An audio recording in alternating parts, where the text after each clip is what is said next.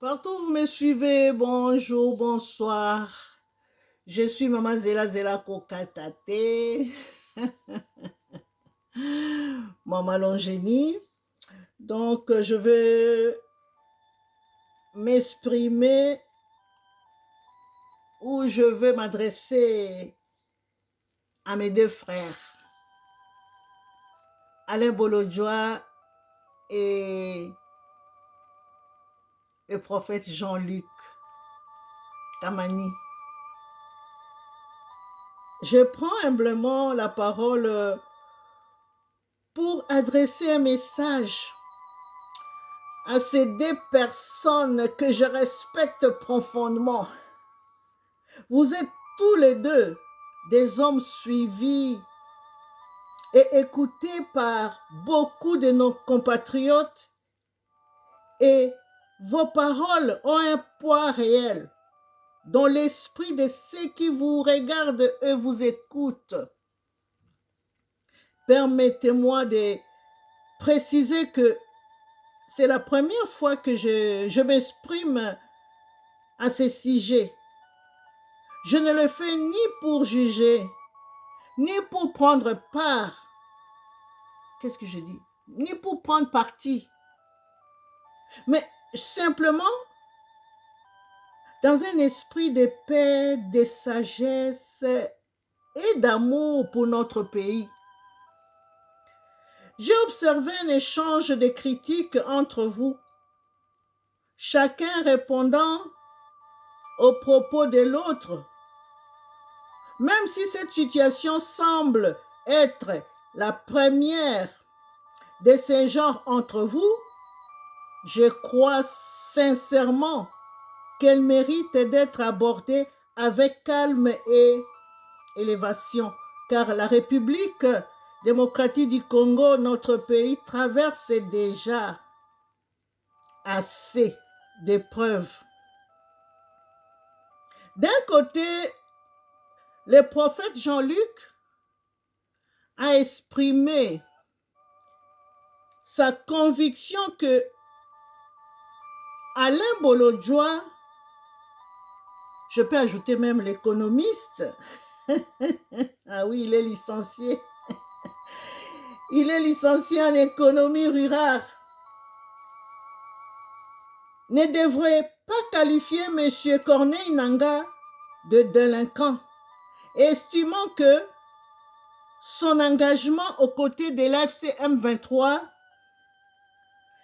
serait selon lui un combat pour les Congolais. De l'autre côté, M. Alain Bolodjoa est reconnu pour sa réflexion, a répondu en s'appuyant sur certains faits liés aux élections de 2018 et aux conséquences que ces événements auraient eu sur la situation actuelle du pays.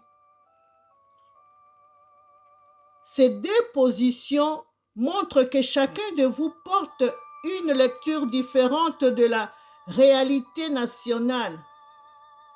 Mais lorsque le débat devient personnel et prenne la forme de critiques directes, il risque d'alimenter les divisions au lieu d'apporter la lumière dont notre peuple a besoin.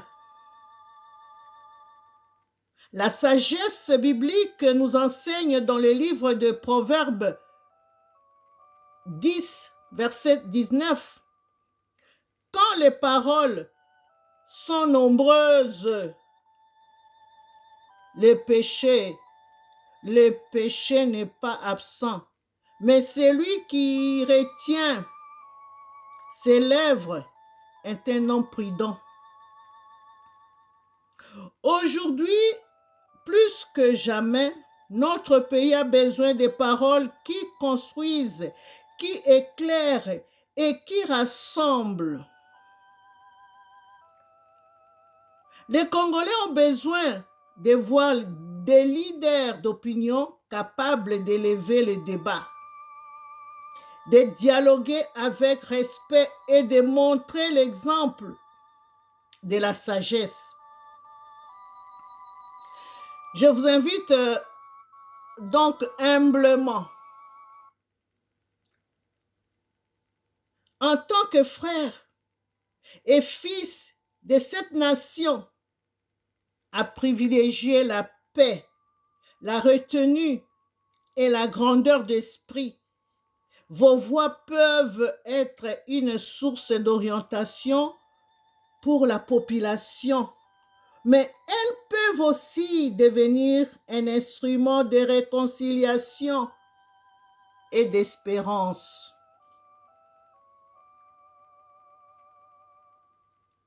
De tout mon cœur, je prie que Dieu vous accorde la sagesse dans vos paroles, la paix dans vos cœurs et la force de contribuer à l'unité et à l'avenir de notre nation.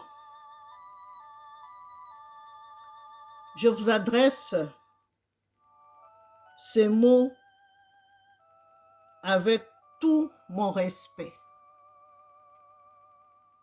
Que Dieu nous assiste et que son esprit demeure en nous.